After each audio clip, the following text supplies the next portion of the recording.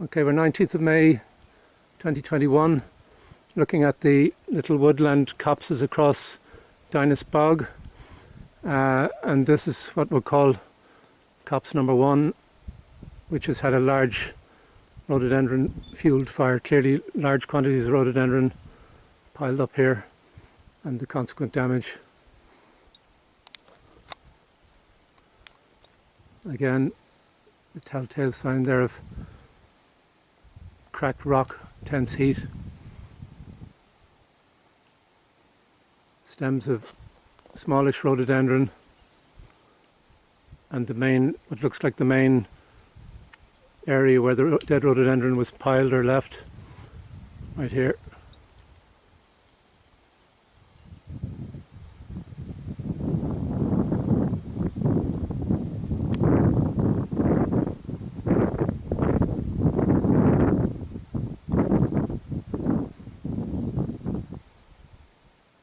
It seems likely that the trees here may not survive at all. Hopefully they will.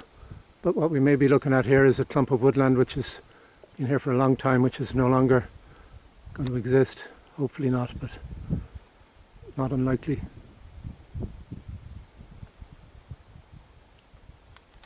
We move down a little bit here now. And again, charred rhododendron stump. Lots of charcoal. Stems of small burnt rhododendron. Large accumulation of dead rhododendron branches through this, largely burnt. And then the clump of trees took the brunt. Again, we have the rocks fractured up above there. We'll just go up and take a quick look at them as well. Okay, here we have a chunk of rock. Oh, it's been nearly a metre long, cracked off.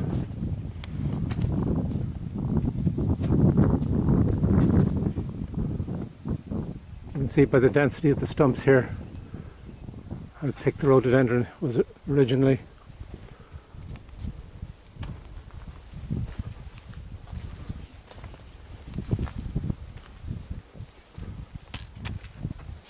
Curiously, here we have sometimes you seem to get that little scraps of a rhododendron stem that's escaped the fire, just charred. Some of these look definitely as if they're cut rather than treated and left standing.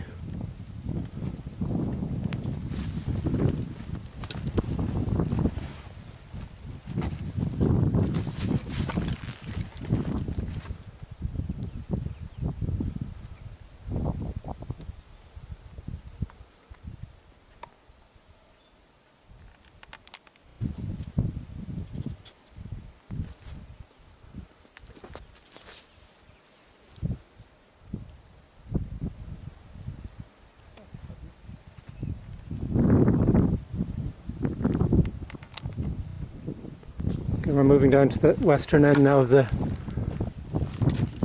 clump. And again, a lot of half-burnt rhododendron, very large stumps, all charred, loads of charcoal, and more trees here.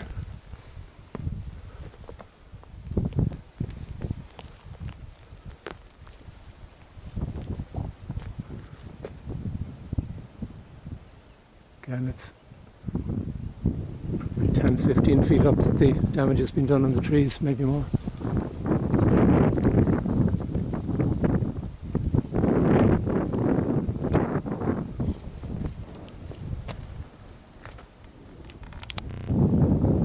Okay, we're several hundred metres now further west across Dinis bog, and this is what we call grove number 2. Again, a small little grove of trees surrounded by charred rhododendron stumps, and further out the dregs of rhododendron that haven't been burned. Again, some evidence there of bits of rock flaking off, I think. We'll go up now and have a closer look.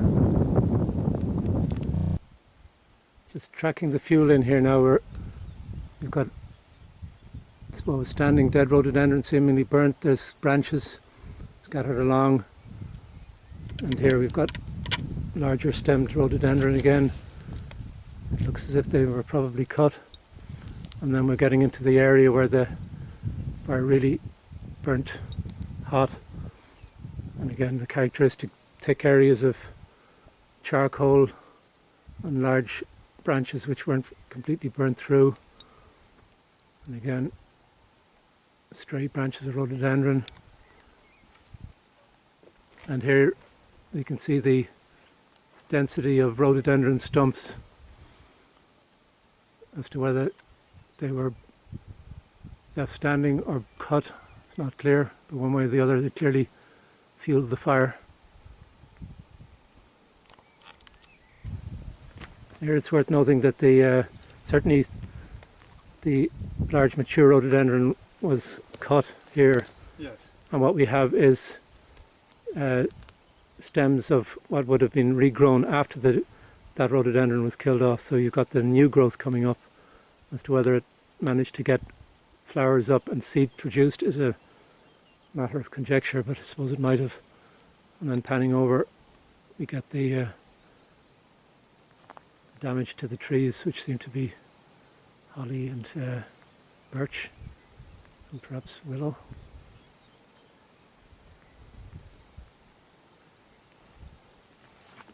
And again, it's looking like serious singeing up to 10 feet up, and crumbled bits of rock.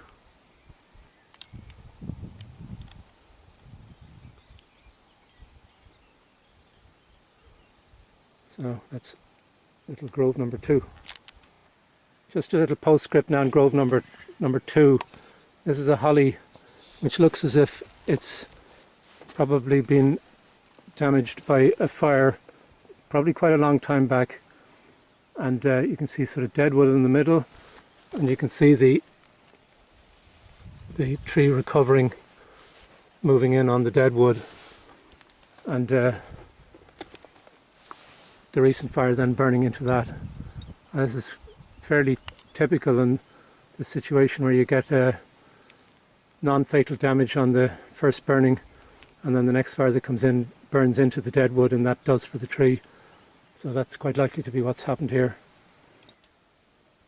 Grove 2, still postscript number 2, I suppose. Just evidence of the heat of the fire here. You can see these rocks split, and I'll just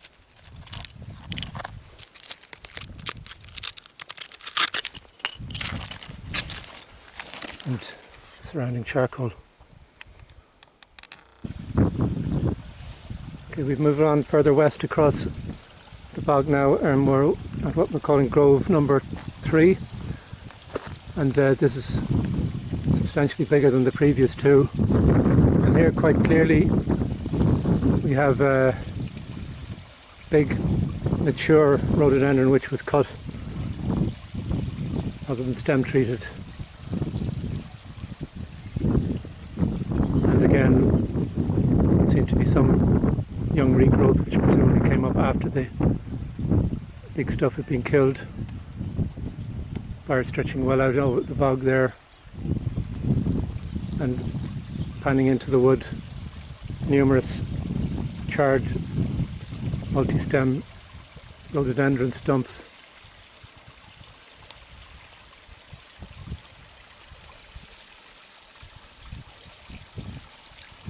So it's quite evident here the burning is going right up, as far as I can see, to the top of these trees. So we're looking at certainly 20 feet. So clearly there is a colossal fire in this area. So a large quantity of rhododendron was left, sufficient to burn the heart out of this particular grove. So we'll go in now and have a closer look. Again, the characteristic shattered rock here.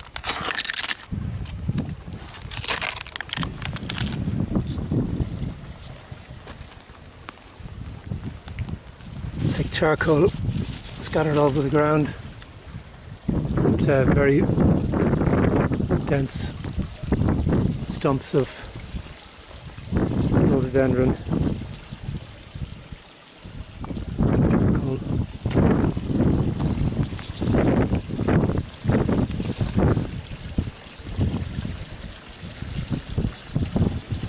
So again we're looking at in this grove holly, arbutus, oak.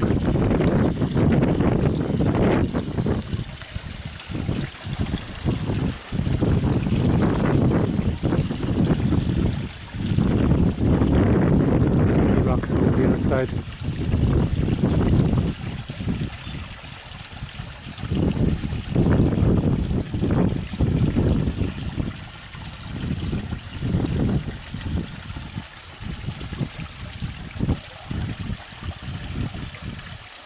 Again over the other side it looks like we have a tree, I'm not sure what species, which looks as if it was probably damaged a long time ago and was regrowing around.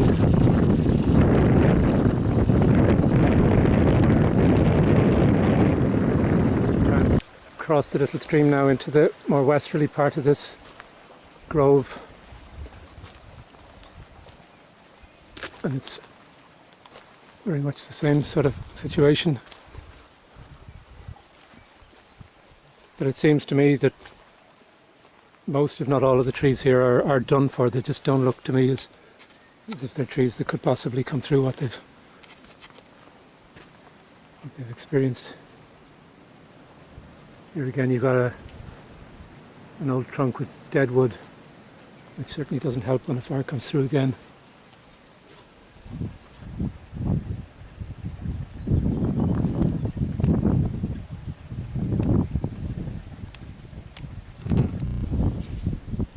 Okay, view from the west looking back through grove number 3 before we move on to the next. One characteristic that we've noticed out in the woods here, some areas where what was clearly youngish rhododendron has been burnt, and it leaves these rock hard, very very sharp spikes, sometimes in large numbers, which would be really dangerous if anybody were to trip and fall on them, particularly backward.